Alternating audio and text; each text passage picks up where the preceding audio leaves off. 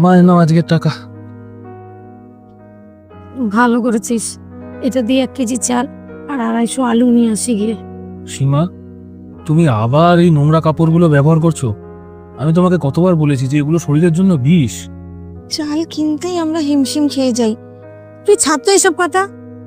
আমরা চিরকাল এইসব ব্যবহার করে এসেছি, আর তুই যেসব বইয়ের কথা বলছিস সেই সব তো বড় লোকরা ব্যবহার করে। আরে শোনো, কোথায় যাচ্ছ? দেখেছো, ওকে কিছু বলা যাবে না, বললে এরকম রাগ করে বেরিয়ে যায়। এই কোথায় গেছিলে গো তুমি? এই, তুই কোথায় গেছিলিস? তোকে কি কিছু বলা যাবে না? আর হাতে এটা কি? এনো,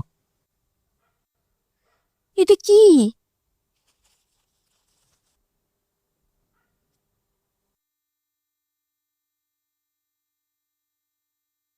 এই সামান্য তুলোর জন্য তুই এত টাকা খরচা করলি?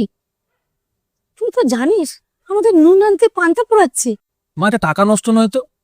এরকম নোংরা ভেজা কাপড় যদিও দিনের পর দিন ব্যবহার করতে থাকে, তাহলে তো জরায়ুতে ইনফেকশন, আরো কি জানি বড় কোনো রোগ হতে পারে। তখন ডাক্তার, হাসপাতাল এগুলো করতে কত টাকা খরচা হবে তুমি জানো? এর থেকে 10 গুণ টাকা বেরাবে। তখন টাকা কোথায় পাবো আমরা? তার থেকে ওই নোংরা কাপড় না ব্যবহার করে এগুলো ব্যবহার করা ভালো না? কিন্তু বিকাশ, এখানে তো সবাই এরকম কাপড়ই ব্যবহার করে। আচ্ছা, সবাই ভুলটা করে বলে তুমিও সেই একই ভুল করবে? আর মা, পরিষ্কার পরিচ্ছন্নতা কোনো বিলাসিতা নয়, এটা অধিকার। এই একটা প্যাকেট প্যাড সীমা সারা মাসের কষ্ট আর অসুখ থেকে ওকে মুক্তি দেবে। মন্দ বলিস নি রে বাপ। ঘরের লক্ষ্মী যদি সুস্থ না থাকে তাহলে চলবে কি করে বল? অভাব থাকলেই যে নোংরা থাকতে হবে তা নয় মা। মা বোনদের সুরক্ষায় আমাদের সবসময় সচেতন থাকা উচিত। আচ্ছা ঠিক আছে, তুমি এনেছো, আমি এটা ব্যবহার করব, কিন্তু না, এরপর থেকে তুমি আমাকে টাকা দিয়ে দিও, আমি গিয়ে নিয়ে আসবো, তুমি আনতে যেও না। কেন?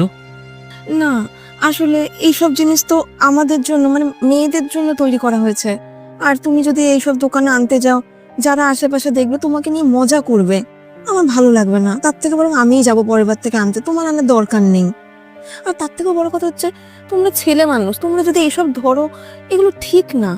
তুমি যদি এইসব কাপড় ব্যবহার করতে করতে অসুস্থ হয়ে পড়ো, তাহলে এই যে আশেপাশের লোক যাদের কথা তুমি বলছো, তারা তোমাকে হাসপাতালে নিয়ে যাবে নাকি হাসপাতালের বিল তারা মেটাবে? কোনটা? তাই আমি তোমাকে একটা কথা বলছি, আশেপাশের লোক কি নিয়ে হাসাহাসি করলো, কি নিয়ে ব্যঙ্গ করলো, ওইসব দিকে তুমি নজর দিও না। আমিই নিয়ে আসবো তোমার জন্য।